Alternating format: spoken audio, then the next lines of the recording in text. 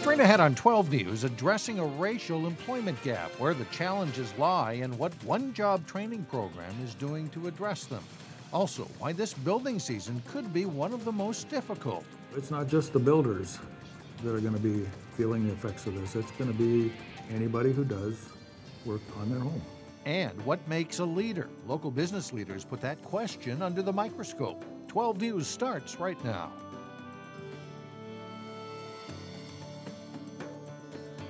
Hello, everyone, and thanks for joining us. The economy is improving, but not everyone is reaping the rewards. A new report shows the unemployment rate in Minnesota among blacks is almost 4 times higher compared to white people. The unemployment gap is just as wide in the metro, where the unemployment rate for blacks is nearly 11%. Reporter Sonia Goins shows us a program aimed at closing that gap. It has been very difficult. I've been out of work for almost 8 months now. Latisse Law is not focusing on the unemployment numbers. She's too busy trying to find a good paying job. I'm looking for a receptionist job. I've done my resume, cover letter. I'm constantly applying to different jobs. For the past 6 months, she's been coming here to Twin Cities Rise, a program aimed at helping people of color find jobs. You gotta know how to type, you gotta know how to speak, you gotta know how to represent yourself. Dwayne Sims says there are a number of reasons for the unemployment gap. Transportation tops the list. Most people of color are concentrated in inner city communities. And so transportation to the areas where employment opportunities exist happens very infrequently. Education is also a factor. High school dropout equates to not getting the core skills to be competitive in a job market. He says criminal records also prevent employment. There's disparity in the number of people of color that have been charged with various kinds of crimes. And all of those things in combination impact employment outcomes. Twin Cities Rise is trying to close the gap by equipping people with not only job skills, but life skills as well. You have to know how to structure your life to be successful in a job. Twin Cities Rise has an 80% job retention rate.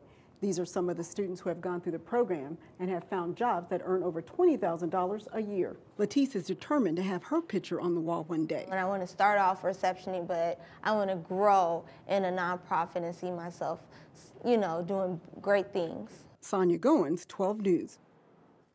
Again, Twin Cities Rise says transportation is a major factor for finding a job in the suburbs. Those without a car have to rely on Metro Transit, and some of the buses and trains only operate during limited hours. The Minnesota State Patrol continues to investigate how a Brooklyn Park man ended up driving the wrong way on Interstate 694 before crashing head-on into 2 vehicles early Sunday morning. State Patrol says 23-year-old Matthew Ressler was traveling east in the westbound lanes of 694 through Fridley. Ressler died in the crash. No one else was killed, though 2 others suffered serious injuries. 47-year-old Melissa Rees of Maple Grove was the driver of one of the vehicles crashed into. She suffered minor injuries. The Hennepin County Attorney's Office announced a conviction in a Brooklyn Center murder case. A jury convicted Antonio Daniels of Minneapolis for the death of 25-year-old Michael McGowan. Authorities say the two were part of an argument between 2 groups of men in the parking lot of a hotel on James Circle North. McGowan died of a gunshot wound to the chest. During the trial, Daniels claimed he shot in self-defense. The jury, however, did not see it that way.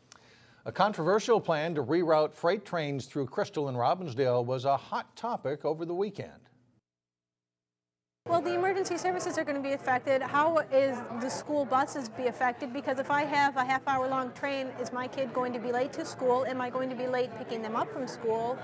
A capacity crowd filled the Crystal Community Center on Saturday for an informational open house. Staff members from Crystal, Robbinsdale, and Golden Valley answered questions about a proposed plan by BNSF Railway to connect with the Canadian Pacific Rail line.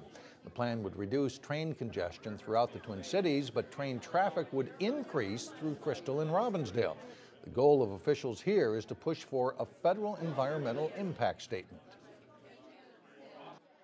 It's a fairly large document. There's a lot of research done. They look at alternatives, they look at the impact on the community, sound, vibration, and also other alternatives. That's where we think we're going to probably prevail. Local officials encouraged residents to express their concerns to their federal representatives and the Surface Transportation Board in Washington, D.C. A local lawmaker's bill to reform teacher tenure is expected to be heard in the state Senate this week. Senator Terry Bonoff's bill would make teacher performance the first criteria used during layoff decisions, not seniority, which is largely the case now. While Bonoff doesn't believe she has enough votes for it to pass the DFL-led Senate, that doesn't mean it's a dead issue. Even if it doesn't pass, it doesn't mean that it won't get to the governor's desk, because in fact what happens is in a conference committee, the House can say, you know what, we are not going to pass an education bill unless it has this piece. And I expect they will say that. And then ultimately, in a negotiation, it's my belief and hope that that will prevail. Bonoff says the governor wouldn't be able to line-item veto the teacher tenure provision out of a larger education bill. He would have to veto the entire bill, and Bonoff doesn't believe that will happen. Home builders and even a local building inspector say recent code changes that went into effect in the past 2 months go too far. They say many of the changes are unnecessary, expensive, and need to be rewritten. As the new year started, there was a 47% spike in residential construction permits taken out across the Twin Cities. Home builders rushing to get started before new residential building codes took effect. It's not just new construction, but there's a lot of things that are going to apply to remodeling as well. The new rules go well beyond requiring fire sprinkler systems for homes larger than 4,500 square feet. We've got radon rules, we've got energy code rules, we've got building code rules, we've got new fire resistive requirements in the code that are many times going to apply to existing homes, to additions to existing homes. The rules have been in the works for more than 3 years, and the Department of Labor and Industry says experts, including builders, helped create them.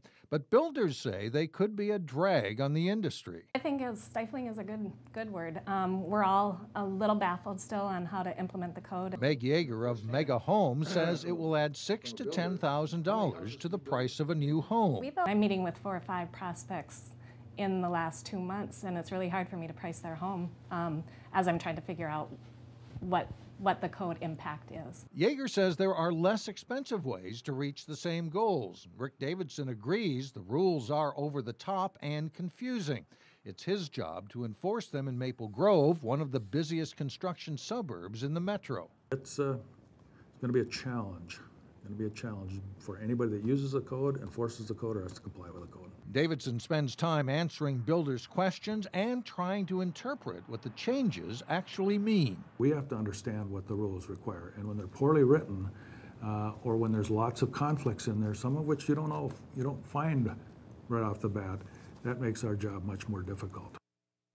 The Builders Association says the Department of Labor and Industry did not properly analyze the impact, but a Court of Appeals ruling allowed the code to take effect as scheduled in January and February. Coming up, the makings of a good leader, the course that's refining the cream at the top next. And then later in sports, still going, Wayzata knocks off another higher-seeded team in the girls' basketball playoffs. But first, fire up the grill. It's instant spring. Temperatures will run close to 20 degrees above average this week.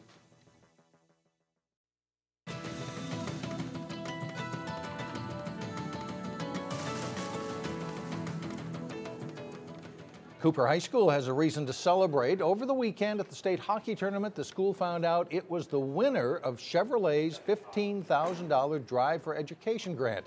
Cooper was one of 8 schools nominated for the grant money, which will now be used to make repairs and improvements to the school's auditorium. When it comes to a business, leadership matters. There is an ambitious effort underway to encourage leadership skills and help develop and promote business and community leaders. It's a 13-week course being offered by the North Hennepin Area Chamber of Commerce. If you challenge yourself to do new things in your business, ultimately you're going to be successful. On the campus of North Hennepin Community College, Congressman Eric Paulson kicks off a course that has everything to do with encouraging success. What we're trying to accomplish is to help build the business and community leaders of tomorrow. Welcome to Leadership Academy, a 13-week Friday morning class from the North Hennepin Area Chamber of Commerce. It is about maximizing success, maximizing problem solving. Sitting in class, Mark Reese may be president of Harmon Auto Glass in Maple Grove, but he never assumes he knows all. The minute I say that I know everything about a particular subject, I'm already obsolete. Reese is looking to improve his auto glass business and his own skill set. I'm hoping that I'm going to be able to gain a lot of information from other business leaders in the area, develop contacts with people, and just grow my skill set so I can be a better leader at Harmon Auto Glass. Interesting question.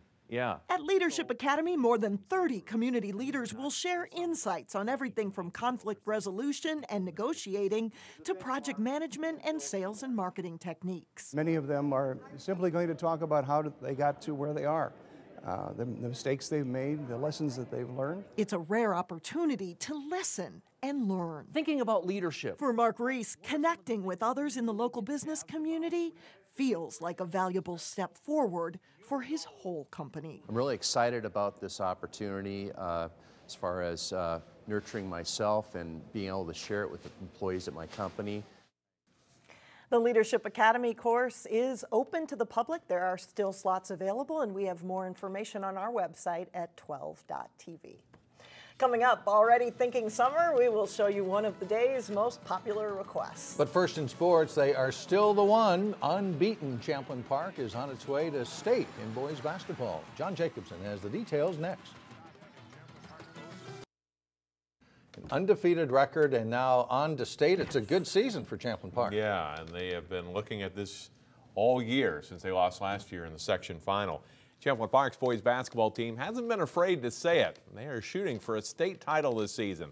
Rebels look to stay unbeaten and advance to state as they face Wayzata for the Section 5 4A title. Marty Hill will knock a ball away here, and JT Gibson tracks it down and gets the breakaway dunk to give the Rebels an early 4-0 lead. Gibson drives and dishes to sophomore Theo John for the dunk to make it 11-3 Champlin Park. Gibson dominates the first half. This three part of a 14-point half for Gibson. It's Champlin Park rolls to a big lead. Wayzata goes nearly 10 minutes before scoring a field goal. Troy Lawaji gets the hoop. McKinley Wright coming back from an ankle injury, but he plays well this night, and it's 26-12 Rebels. Wayzata settles down, and this long three at the buzzer by Gavin Baumgartner pulls the Trojans within 7 at the half.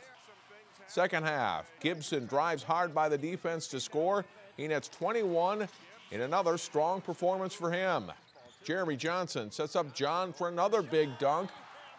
John scores 18 in the contest. Wayzata stays within striking distance. Baumgartner nailing a three from the corner here.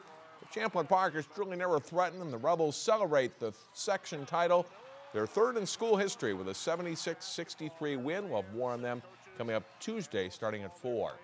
In girls basketball, Osseo and Wayzata met up in a Section 5 4A semifinal matchup, and Osseo hoping to duplicate a regular season win over the Trojans. Off an inbounds play, Mimi Schrader pops a three for Wayzata for a 7-3 lead. Schrader scores 7 first-half points. Kiara Russell blows by the defense to score 2 of her game-high 23, and it's back and forth early. Osseo gets it inside. Lamea Intutway for one of her 3 first-half baskets. Liz Wadas is aggressive for the Trojans. She drives and scores plus a foul and has 10 points in the first half. The Trojans' Allie Larson sneaks a shot between defenders, and Wayzata takes a 34-30 lead into halftime. Second half, Hannah Hiring heats up. The layup off the inbounds play gives Wayzata an 8-point lead. Osseo comes back. Azaria Reed with a strong offensive rebound and put back, and they're within 45-40. Hiring hits a big three from the corner to make it 52-43 Wayzata. She has 10 second-half points, and Wayzata wins it over Osseo 59-55. That sets up the section final as Wayzata meets top seed Centennial Thursday at 8 o'clock at Anoka High School. Watch it live on Channel 12 and 12.tv. In the Section 3 3A semifinals, Park Center faced Fridley. Late first half, Camille McCoy knocking down the long two, helping the Pirates to a 46-13 halftime lead. Second half, it's Hannah Schaub getting the steal, and then she'll feed Michaela Hayes for a layup. Hayes with 15 points to lead the Pirates. And Hannah Schaub knocks down a three-pointer here, helping Park Center extend its lead. Danielle Schaub will drive in from the wing and pop in a 12-footer for two. Park Center is on its way to another win. Asia Michael with a good move in the low post will score two more as the Pirates win 69-24. And they move on to the section final on Thursday. Fifth year in a row, it's Park Center against De La Salle in the 3-3A final. That's Thursday night at 6 at Anoka High. You can watch that one live on Channel 12 as well and 12.tv. The state boys swimming and diving finals took place on Saturday. University of Minnesota's Aquatic Center, the site for the Class AA finals. Maple Grove's Brenner Hohenstein is our only local winner.